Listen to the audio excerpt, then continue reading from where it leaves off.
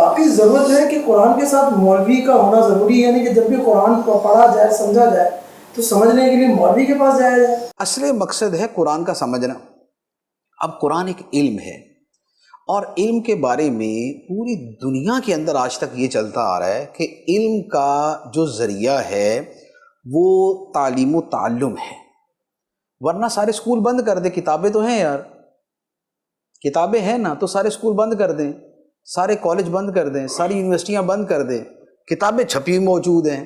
بہت زیادہ جو ہے نا وہ تیر مارنا ہے تو چلو یوٹیوب استعمال کر لیں، لیکن استاد کی کیا ضرورت ہے؟ تو جب پوری دنیا کا نظام، آپ ہر شے، موٹر مکینک اگر کوئی بنتا ہے تو وہ اپنے استاد کے پیچھے چل رہا ہوتا ہے، اگر کوئی الیکٹریشین بنتا ہے تو استاد کے پیچھے چلتا ہے۔ دنیا کا ہر علم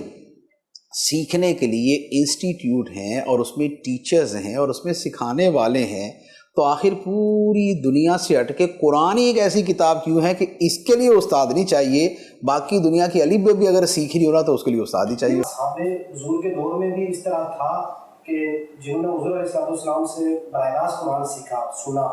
تو کیا وہ بھی اپنے سے بڑوں کے پاس جاتے تھے اس طرح سے؟ ہمارے پاس اس طرح کی ایگزامپل موجود ہیں یا نہیں؟ دیکھیں بات یہ ہے، قرآن پاک میں نبی پاک علیہ السلام کے بارے میں فرمایا گیا یعلمہم الکتاب،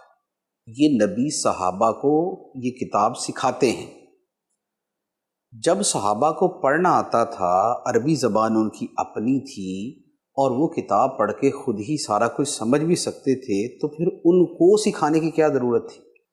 کیونکہ یہاں صرف تلاوت کرنے کی بات نہیں ہے کہ نبی پاک علیہ السلام پہنچا دیتے تھے، وہ اس سے پہلے آ گئی، اللہ کی آیتیں تلاوت کرتے تھے، لیکن اس کے بعد ہے وَيُعَلِّمُهُمُ الْكِتَابَ، انہیں سکھاتے بھی تھے۔ اس کا مطلب یہ ہوا کہ سکھانا جو ہے یہ صحابہ کرام کو بھی ضرورت پڑتی تھی۔ پھر صحابہ میں بھی آگے کیٹیگری تھی، آپ سیرت پڑھ لیں، آپ تاریخ پڑھیں، اس میں آپ کو ملے گا کہ صحابہ کرام میں بھی ایک کیٹیگری تھی جو اصحاب علم شمار کی جاتی تھی، کہ جن سے دوسرے لوگ آ کے پوچھتے تھے، اور ان سے جو ہے نا وہ قرآن پاک کی وضاحت اور شرح پوچھتے تھے،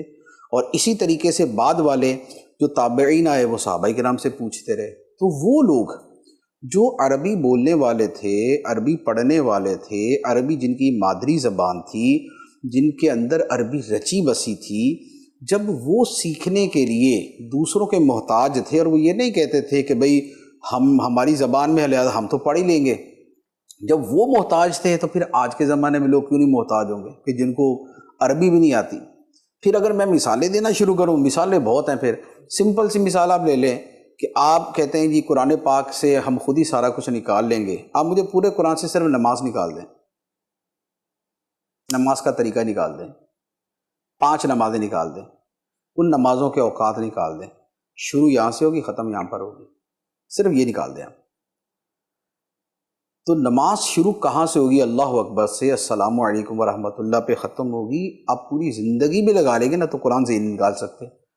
تو آپ بتائیے کہ کسی کی ضرورت پڑے گی یا نہیں؟ تو سیکھنی پڑے گی آپ کو۔